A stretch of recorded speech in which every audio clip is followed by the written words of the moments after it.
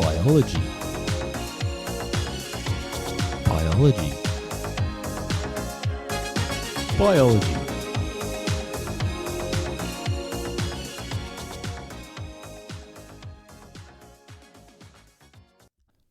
Hello and welcome back to the final episode of the HSC Biology Podcast content series. It has been an absolute pleasure to run you through the HSC syllabus. And I just want to do a quick shout out to my sponsor, STEM Reactor at stemreactor.com.au for supporting me the whole way through. And if you'd like to support the show, you can always buy me a coffee at buymeacoffee.com/HSC Biology Pod. Well, without further ado, let's get into today's episode. So we are continuing to look at the range of causes of disorders, specifically looking at the loss of kidney function today. So we're going to be looking at the structure and function of the kidney. We're then going to look at the technology used to fix or to improve the disorder, and that is dialysis. And then we are going to evaluate the effectiveness of a technology that's used to manage and assist with the effects of one of the disorders we've spoken about. All right, so let's take a look now at the structure and function of the kidney. Now we have two kidneys and they sit just below our rib cage on sort of either side of our spine, and their main role is to be a filter for your blood. So your blood has many components, some good, some bad, and the kidney's role is going to be to produce urine. And in your urine is going to be a number of different things which we'll go through in a minute. Now, when we're talking about the structure of the kidney, it's probably best to know the parts that are involved in the filtering. There are many parts of a kidney that, might not necessarily be relevant to what we need to know, but I'm going to just follow the path that blood takes through the kidney, and hopefully that will help you to understand the different structures. So, blood comes in via something called a renal artery, and that renal artery is carrying the blood that has all of the good things and some of the bad things and, a big mixture of things that we need to filter and regulate. Now, that renal artery is going to connect to a bunch of capillaries that run all the way up to the very outer part of the kidney. Now, the outer part of the kidney that wraps all the way around, and this is sort of like 1 centimeter thick that runs all the way around the whole length of the kidney, is called the cortex. Now, those capillaries are going to be running directly into what we call the functional unit of the kidney. Now, what does that mean? Well, it's going to be running into the actual filters, the thing doing the filtering, and that is called a nephron. So the nephron is going to have the role of taking out the nutrients that we want, regulating nutrients that we need to regulate, and removing wastes that we need to remove. Now, we have between 750,000 to 1.5 million of these nephrons in each kidney, and so their role is pivotal in extracting the things that we need to extract. Now, I'm going to leave the structure and function of the nephron there. It does get a bit more complex, but we're going to keep going through the structure and function of the kidney first. So those blood vessels, which have now deposited all the things they have to into the nephrons to be filtered, will then collect all the things they need to collect by wrapping around those nephrons. So all of these capillaries that are in the area are not only depositing their materials, but they're also collecting the ones that have been filtered. Now that's going to move then back through and out via the renal vein. So the renal artery is carrying the blood in to be cleaned and regulated, and the renal vein is carrying back out that blood, which has been cleaned and the waste has been removed. Now, the other major parts are the parts that are actually doing the filtering. So once the nephron has actually filtered the blood, then waste needs to go somewhere. So just like when you have waste in your home and you use the bathroom, it goes down a pipe and that pipe connects to a bigger pipe, and then eventually it goes down an even bigger pipe to the main collecting station. Now, your body is similar. You have nephrons that have little collecting tubules. That's what we'll talk about in a minute, but they're like the pipes running from your house. Now, on the kidney diagram, you'll notice that they have something called a minor calyx, and that's kind of like the slightly bigger pipe that's collecting some of those wastes. That connects to the major calyx, which is an even larger pipe. And then finally, they're going to end up in the ureter, which is going to collect all of those wastes to send them off down to the bladder to be excreted. So they're the main filtration tubes that we're going to use. The other major parts of the kidney that are important to know include the renal medulla. Now, the medulla is basically underneath the cortex. So think about the cortex as, the 1 centimeter thick outer layer. And then the renal medulla sits underneath that, and that's the inner layer of the kidney, and it's, about 3 or 4 centimeters thick. And in that renal medulla sit the renal pyramids, and these are where the nephron structures are found, and that's where a lot of those wastes are going to be excreted. So they're the major parts of the kidney that you will need to know, and different parts for filtration. All right, so just a quick recap. Blood comes in via the renal artery. It goes up to capillaries found in the cortex, which attach to nephrons doing the filtering. Those nephrons will filter out the bad things. It will regulate the things we need to regulate and keep the things we need. That will go back into those capillaries, which will then flow out via the renal vein. All of the waste and excess material will collect in the minor and major calyxes and then off to the bladder via the ureter. Now we're going to take a closer look at this nephron, and this is certainly a complex part of the body. So again, it's going to be much easier if you have a diagram in front of you as I'm speaking about this. So we're going to continue to follow the blood, and then we're going to trace it through the nephron. Now, when the blood comes in via those capillaries I spoke about before, sitting in that cortex, the capillaries aren't just going to come in one long, thin tube. They're going to end up in a ball of capillaries called a glomerulus. And that glomerulus is going to increase the surface area of those blood vessels. Now, you might remember that from year 11. Surface area is so important in the body. So we're going to have a ball of capillaries, and this is where we're going to sort of squeeze out all of the stuff in the blood so that it can then go into the nephron and then be filtered and regulated. So as the blood comes through into this glomerulus, the glomerulus sits in what we call the Bowman's capsule, and this sits directly around that ball of capillaries, and this is going to be extracting those things that are coming through. Now, what actually gets through? Well, there's a number of different things, but I'm going to go through 5 key things that can get through and then talk about how they're regulated throughout the nephron. So as those chemicals go through the glomerulus and then get filtered into Bowman's capsule, this is like your actual filter now, you're actually in the nephron. The Bowman's capsule is only going to collect things that are small enough to get through. Now, there are a number of different things that we want to get through and things that we don't want to get through. So the 5 things I'm going to talk about that are regulated are urea, which is a waste product, glucose, which you know about, salt, which you'd know about, water, which you'd know about, and amino acids, which you should know about as well.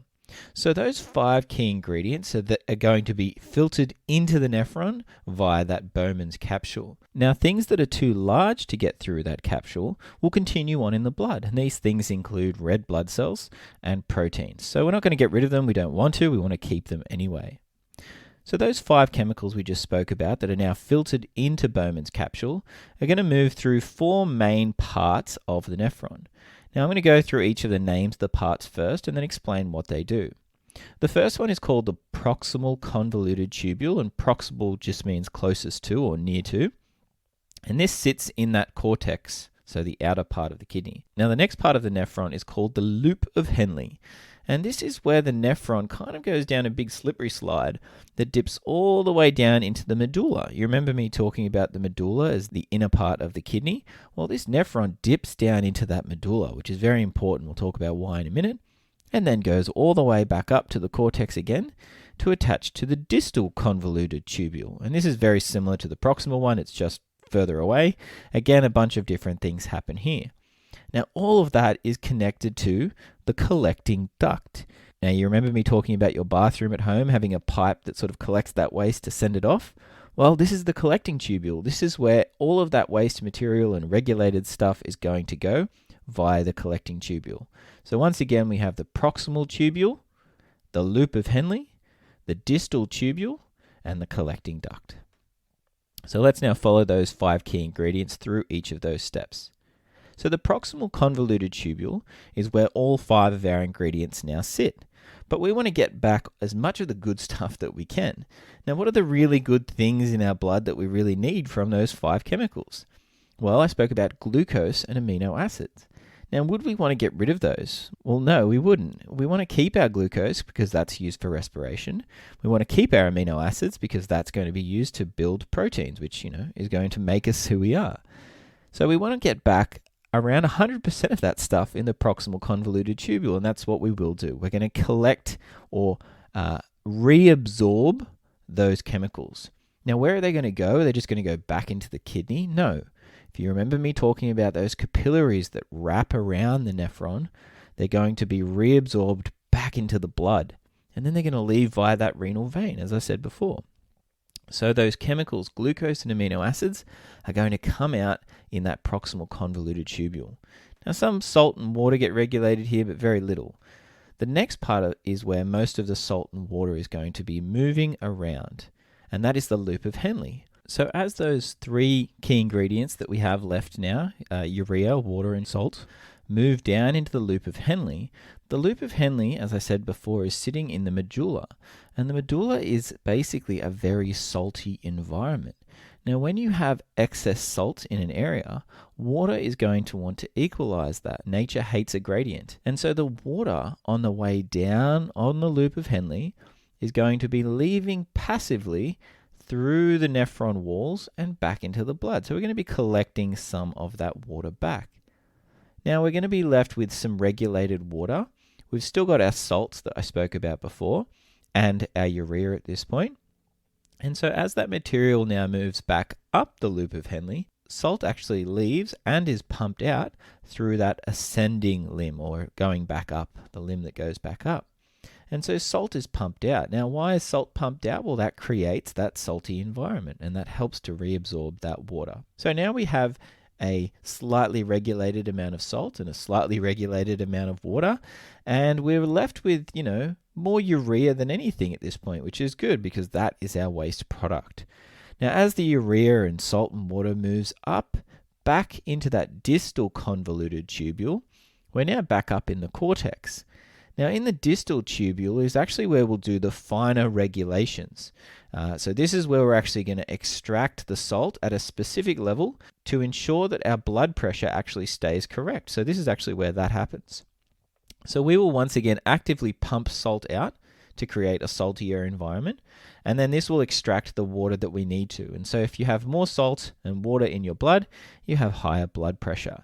And so this is where your blood pressure will be regulated, and there's a number of different hormones that act here, including things like aldosterone, but I don't think you'll need to know that for the new syllabus, but it's good to know anyway. So we've now fine-tuned our amount of salt and our amount of water, and what we're going to be left with in the distal tubule is the remaining urea and that regulated salt and water. And that's then going to go into that collecting duct. And as that material is moving down the collecting duct, we can once again extract more water if we need to. And we'll do this using a chemical called ADH, or a hormone called ADH, and this stands for antidiuretic hormone. And that's basically going to increase the permeability of the walls of that collecting duct to water. So think about it like the collecting duct is a tube, and you put some ADH near it, and it's going to make sort of like tiny holes in that collecting duct so that water can leave if we need it to. And so the final adjustments of water are going to happen here, and urea will actually be finely tuned here. We do need it for some functions in the body. But at this point, the main thing that's going to be left in that collecting duct is our urea at a higher concentration than when it started, our salt and water, which has been regulated, and that's then going to move off via the minor calyx, the major calyx, the ureter, and then off to the bladder. And so that's really how the function of the nephron works. Now, one last final thing to note quickly would be the key terms that I just went through. So filtration is the first one, and that happens in the glomerulus, and that's where the materials move through the glomerulus into Bowman's capsule. Then we have reabsorption, and that's when we get back our amino acids, glucose, salt, and water. And the final one we have that I didn't speak about is called secretion. And that's where some of the materials that are in those blood vessels wrapped around the nephron will move into the nephron. So it's like in reverse. So they'll move into the nephron to be filtered along the way. All right, we're now going to go through the causes of disorders in the kidney, and that includes chronic kidney disease and polycystic kidney disease. I do like to pick two for each one, just due to the dot point having disorders. So, chronic kidney disease is characterized by a gradual loss of function in the kidney over time, and there are a number of different causes for this. The two we're going to go through include diabetes and high blood pressure. So diabetes is where someone can't accurately regulate the amount of sugar in their blood, and therefore this leads to damage to the blood vessels. So excess glucose means that you get damage to blood vessels, and when you have damage to your blood vessels, those that are used in the kidney, so specifically for filtering, are going to have problems stopping materials from actually moving through them.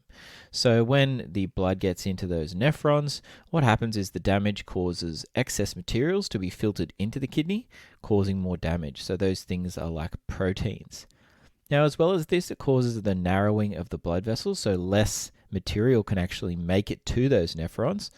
And that's really bad again, because once again, you need oxygen and nutrients for the function of everything in your body and all of the cells. So the decrease in the function of the blood vessels leads to a decreased function in the nephrons, and therefore, over time, this causes the kidney to slow down and stop functioning efficiently. Now, high blood pressure is very similar. It has a very similar effect, and diabetes actually leads to high blood pressure because, as I spoke about before, the regulation of blood pressure happens in the nephron. Well, unfortunately, if you have high blood pressure, it compounds that factor. So once again, you get constricting of those blood vessels. That means less nutrients available for the nephron to function. And again, over time, that's going to cause a decrease in that function. Now, the second one we're going to talk about is polycystic kidney disease. And this is a genetic disorder, so that's the cause of polycystic kidney disease. And how this works is a cyst is a fluid-filled sac that, when it occurs in the kidney, will cause lots of these fluid-filled sacs to just appear in lots of different parts. But if they appear near a nephron, they're obviously going to be pushing on vessels and the nephron itself. And this is once again going to slow the function of that kidney down and cause it to not function effectively. So polycystic kidney disease, where you get fluid-filled sacs that are basically all over the kidney. This will constrict, once again, those blood vessels, stop nutrients from getting to the nephron, and stop the nephron itself from doing filtering in an accurate way. So yeah, that's polycystic kidney disease, which is a genetic disorder. All right, we're now going to talk about the technology that is used to overcome these disorders. And there are two forms of technology, and the two that I'm going to be talking about include kidney dialysis or renal dialysis, or hemodialysis it sometimes gets called, and peritoneal dialysis. So starting with the kidney dialysis, we're going to once again trace the path that blood takes through a machine, this time called a dialyzer. And this is going to mimic the function of the kidney, so it's going to be doing a very similar role. Now, to do this, we're going to start off with blood from an artery. So they will find an artery in your body, somewhere where a lot of blood will come out from your neck, your chest, your leg, and even your arm. Now, the blood is going to move through a pump, so it's going to be needing some force to get through this machine, and it's going to be pumped into the thing that I said before called a dialyzer. Now, think about a dialyzer as like a big chamber that is filled with a fluid, and that fluid is what we call dialysis fluid. Now, within the chamber, your blood, or the blood flowing through, will be split into many smaller tubes that allow it to exchange materials with that dialysis fluid. Now, those many smaller tubes allow an increased surface area. And again, from last year, you should know that that means you can increase the rate or the efficiency of that exchange. So once the blood is pumped into this device called the dialyzer, it starts moving through this dialysis fluid. Now, there's a very particular way that it moves through this fluid. The dialysis fluid is pumped in the opposite direction to the way in which your blood is flowing through the tubes. Now, what this does is create a concentration gradient, and you know that nature hates a gradient. This is the same function that fish use to exchange oxygen with the water, and the same thing that penguins use to exchange heat when they walk around on the very cold ground. Their blood vessels will use this methodology. So once again, we're going to use countercurrent exchange, so one fluid going one way and one fluid going the other way, and that's going to create that concentration gradient that allows us to exchange materials. Now, what materials are going to be exchanged? Well, the dialysis fluid is actually finely tuned for your specific needs. So we're going to once again talk about, the 5 key ingredients I spoke about before. The dialysis fluid is going to have a 100% glucose mixed in with it. It's going to have a full concentration of glucose. Now, why is that? It's because you don't want glucose to be exchanged across the membrane. You want the amount of glucose in the blood to stay the same, so that will be at 100%. Same with the amino acids. The concentration will be high enough that no amino acids can move through the membrane. Now, the things that are going to change are your specific salt, sugar, water, and waste needs, like urea and creatinine. So with salt and water, these will be finely tuned once again for your body's needs based on a blood test. So you'll go get a blood test, they'll find out what your body needs more of, what it doesn't need more of, and it will finely tune this dialysis fluid. Now, the one thing that they're really going to put down to zero is the amount of urea in that dialysis fluid. The amount of urea and creatinine, which is the waste material we're trying to get out, is going to be at zero in the dialysis, and in your blood, it's at a higher concentration. Now, what that's going to mean is that the urea is going to move via diffusion from your blood in those chambers through the dialysis membrane into the dialysis fluid. And it's going to try and equalize that, and it's going to constantly do that. Now, the good thing is because we're pumping them in opposite directions, it will continue to be extracted throughout the whole length of the dialyzer. So by the time it gets to the end of the dialyzer, your blood has removed the majority of that urea and creatinine, and the other materials have basically been fine-tuned, so your other salts in the body. Now, that dialysis fluid is being pumped up through the dialyzer, and it will be pumped out, and it will constantly be refreshed. So it will be pumped out. All of the excess dialysis fluid that has been used will be pumped into a container to be thrown away, and fresh dialysis fluid will constantly be pumped through the machine. Now, this will happen over a number of hours, so this is not a short period of time. You will need to go into hospital, depending on the kidney needs, for up to 8 hours. Now, that's a long period of time to be sitting in a chair, but this does restore quality of life. It is replicating the function of the kidney. It is certainly not helping the kidney to repair or heal. It's just simply doing the same job. Now, that blood, once it's cleaned, will then be pumped back in through a vein into your body so that it can once again circulate around with those adjusted chemicals. The removal of that urea and creatinine, your glucose is still there, your amino acids are still there, your water and salt balance has been adjusted, and now you'll have that blood that is going to be able to be more readily used by the body so you can maintain your health. And that's really the function of the dialysis machine, to allow someone to remain healthy and continue living with a good quality of life for as long as they can. But obviously, as that kidney condition worsens, this becomes more and more difficult to do. All right, so that was one form of dialysis, and just because the dot point says technologies, we're going to look at a second form, as I said before. So peritoneal dialysis is the second one we're looking at today, and the function is very similar, but the process is a little different. In peritoneal dialysis, a catheter needs to be placed into the abdomen of an individual who's going to be receiving the treatment. A catheter is basically a small hole that's going to allow fluids to be placed into the abdomen. Now, that'll usually be sort of around the belly button area, and they'll allow for about a month before that's healed, before they engage in peritoneal dialysis. Now, what will happen is you'll be given or prescribed a solution of dialysis fluid, so just the same as before. But in this case, it's in just a large bag, and what you'll actually do is connect up to that catheter, that fluid, and actually it will just be poured directly into your abdomen. So it will actually fill up the sort of inside of your body, behind your belly button and all that area, sort of around those major organs down near your stomach. And once again, it's going to be finely tuned for your body's needs, and the exchange of materials will once again take place with this solution. So because it's going to exist in the interstitial fluid, so in between your cells, it's going to be extracting materials from any blood vessels that are nearby.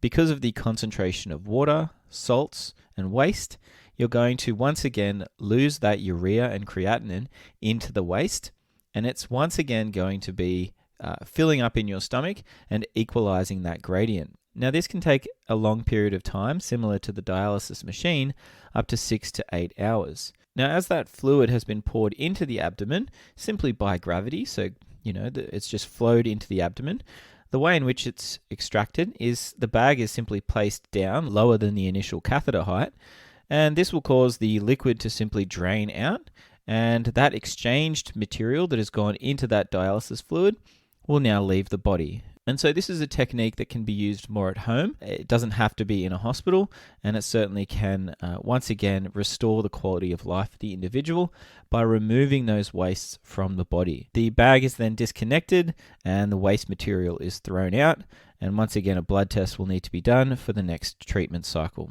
All right, so they are the technologies used to manage kidney disease. And now we are actually moving on to the very last dot point in the biology syllabus. How exciting. That dot point is evaluate the effectiveness of a technology that is used to manage and assist with the effects of a disorder. So this is really a continuation from the previous dot point, and you are free to pick any of the technologies we have spoken about. Now, those technologies include glasses or spectacles, we have laser eye surgery, we have hearing aids, we have bone conduction implants, we have the cochlear ear implant, we have renal dialysis, and we have peritoneal dialysis. So really you can pick any of those, and the one that I've actually chosen is the cochlear ear implant. And the reason is because I think there's a fair bit to write about. It takes a fair bit of detail to explain how it works, and it kind of gives you access to writing a great evaluate answer. So with this question, I actually suggest to my students that you have a pre-written answer. This is a straight up question that could be asked in the HSC. Evaluate the effectiveness of a technology that is used to manage and assist with the effects of a disorder. So evaluate, you need to make a judgment at the end of it. Is it effective or not? And you need to really support that with information. So I'm going to read through my suggested answer, and I will upload this to the Facebook page as well. So if you want to just head on over there, you can see the suggested answer that I've put up. But really, if you have a particular technology that you know well, or you might have a family member that uses one, or you just might understand it better than everybody else, I certainly suggest doing that. So this is just a suggested answer, and certainly not something that I just expect everybody to use. So let's go through it now. So an evaluation, guys, you really want to have some introduction and, start making your point. You want to do some definitions in the beginning, and you want to use the IDEA framework if you haven't used that before. Basically identifying keywords, defining or describing them, explaining them in detail and giving examples, then analyzing, so linking components together, and then finally making your valid judgment at the end based on that criteria. So let's go through now. The cochlear ear implant is a form of technology that is used to overcome sensory neural hearing loss. The cochlear implant works using a microphone on the outside of the ear that sends a signal to a receiver implanted in the skull. This distributes the message down to an electrode, which stimulates the cochlea at specific frequencies. Sensory neural hearing loss can occur when there is an issue with the inner ear. Usually the hair cells are affected. This can be due to damage, genetics, or even extremely loud sounds. To determine the effectiveness of the device, it is important to consider both positive and negative impacts. The cochlear ear implant is an amazing device that gives people with partial or complete hearing loss the chance to hear sound again. This is important to ensure the health and well-being of the individual. The individual will have the benefit of being able to interact with people more effectively, as there will be less need for lip reading or sign language. Furthermore, the implant can be used to minimize the effects of developmental delays. The device can be implanted in children as young as 6 months old to ensure their brain is able to develop the skills to interpret sounds as effectively as possible. This minimizes the need for specialized schooling and equipment on the individual and the family. Individuals with the implant are able to be more independent, contribute to society more through work, and enjoy music and other auditory experiences that they may have otherwise missed out on. However, it is important to consider the negative aspects of this device. Although it can restore hearing, the quality of sound that it produces is less than the quality of normal hearing. It is also not guaranteed to work for all individuals. The device also needs to be surgically implanted, increasing the risk of infection, surgical complications, and issues with anesthetics. Furthermore, the device is extremely expensive, which means there are individuals who may not get access to the device, causing families to undergo financial hardship. Lastly, there are issues with individuals learning how to program and use the device. Overall, it is clear that there are issues with the implant. However, the benefits far outweigh them. An individual has a much greater chance to succeed and contribute to society, not only benefiting themselves and minimizing the impact on their family, but also minimizing the impact on the healthcare system. Around 300,000 devices have been successfully implanted worldwide, further confirming its effectiveness. All right, so that's the end of my suggested answer. And you can see I've broken it down into an intro where I've got my definitions. I then go into the positives and negatives and give some examples of where they may be useful. And then at the end, I do my valid justification where I'm suggesting that it's better to have them than not have them. And I'm supporting that with a bit of data, so 300,000 devices that have been successfully implanted worldwide. All right, well, that's it, guys. That's the end of the content from the HSC biology syllabus. So if you have made it this far and listened to all of the episodes, well done. It is a great achievement, and I certainly hope that it helped you in one way or another. And when it comes time for the exam, I hope that you can use some of the examples that I used in the podcast. From me, guys, I just want to say thank you to anyone and everybody who's supported me, including the show sponsor and, all my Year 12 students, all the ones in the past and the present, and even the ones in the future that I haven't yet taught. So yeah, it's been an absolute pleasure to run you through the syllabus. I hope that I can continue the podcast in one way or another, whether I'm doing some interviews or some other mechanism to teach you guys, maybe even a YouTube channel in the future, who knows. But yeah, once again, I want to say thank you to everybody who made it this far and who listened, and make sure you do check out STEM Reactor at stemreactor.com.au if you need any STEM equipment in your school. And if you'd like to support the podcast, you can donate at buymeacoffee.com/HSC Biology Pod. Thanks again, guys. It's been a pleasure. I'll see you again soon.